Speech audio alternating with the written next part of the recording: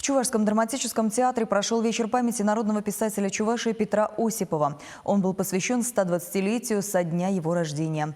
Петр Николаевич был не только заслуженным деятелем искусств, драматургом, режиссером и актером, но еще и заслуженным врачом РСФСР. Родился он в деревне Кудимеры Козловского района. После окончания школы поступил на медицинский факультет Казанского университета.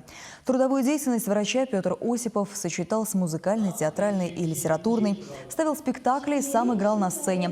После возвращения в Чебоксары он заведовал городским терапевтическим отделением и одновременно в течение 3 лет являлся главным режиссером Чувашского государственного театра. Преподавал в музыкальном училище по классу скрипки. Он перевел на чувашский язык произведения Островского, Гоголя и других классиков.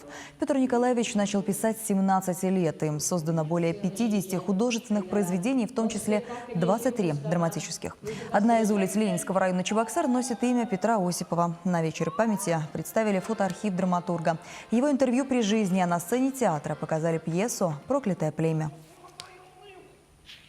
Этого человека настолько раздирало между музыкой, искусством и медициной, порой просто поражаешься. В самые тяжелые времена театра он всегда выручал, помогал.